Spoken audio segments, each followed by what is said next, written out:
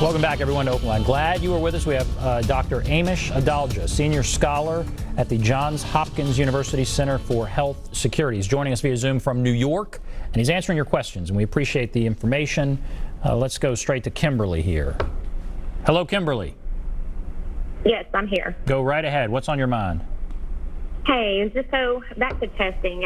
There's been so much controversy on testing, and I know someone personally, and it's a little confusing. She works in healthcare. She tested positive on July the 1st and didn't have any symptoms for about 5 days after, and they were mild. Quarantined for 14 days. Actually, they quarantined for almost, I think, 18 days. Has been symptom-free, fever-free since July the 7th. Went, got tested again, tested negative, tested a second time, and tested positive. So it's very confusing because each person that tested them, health department said as long as that you are symptom-free and fever-free with no medication for 72 hours, you're released.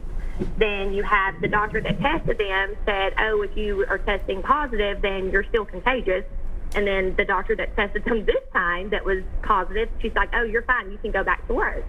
So the problem is who do you listen to at this point? Like, what's accurate, what's not accurate? When are you not considered contagious? Interesting.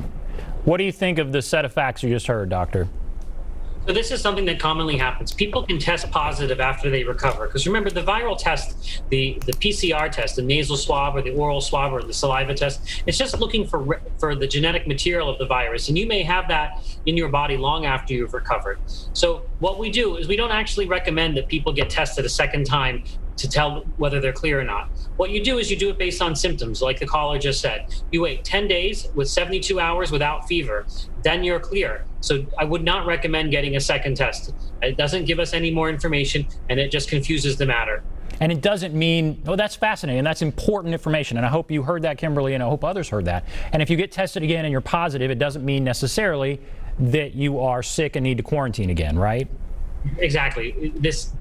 Some people can be positive for 9 weeks. It's not something that means that they're contagious. It's not a viable virus. If you actually tried to culture that virus from her, it would not grow on a plate or in a culture. It's just viral debris that's getting picked up by the test. Okay, thank you. Let's go to Michael. Hello, Michael. Hey, good evening to you guys. I just wanted to say that I believe all of this can be attributed from the White House down. I remember when Italy was the hot spot, and I remember Italy at one point was having 900 deaths a day. Italy is down to 9 deaths a day. Now, something is going right and something is going wrong, and with America representing 45% of the world population, that have as many cases and deaths that we have, and then with Florida being the epicenter within the United States, I think it's a tragedy, and it really shows ineffective leadership, and it shows that not only the president, Trump, but these governors, especially the red states, are kowtowing to their state chamber of commerces, the small business associations, that are telling them we're dying here financially. We got to do something, even if it may mean some people may contract the disease. So we're putting finances over people's lives. And basically, once this is all finished and everything is passed and we have a vaccine, history is going to look at us as a people, and especially America as a superpower, and ask why did we fail so bad. Okay, we don't have a ton of time, but I get your point. You've gone somewhat political, but I like how you ended it. How will history, and I'll ask you this, Doctor, before we go to break, how will history judge how we handled this, in your opinion?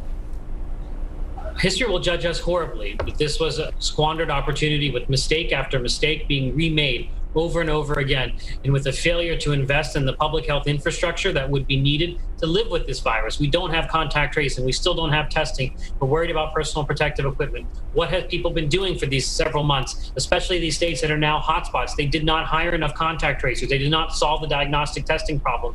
And then they created the conditions of March, and they actually had March happen again to them now in July. So this is something that's inexcusable, and I think it is an evasion on the part of policymakers. This is not how you manage an infectious disease outbreak, and we did not need to do all of those shutdowns if we would have done things properly in the beginning in January, February, and March. That's when the battle was lost. Okay, all right, we're going to take a break. We'll come back for our final segment with Dr. Adalja here. Take a break, be back right after this.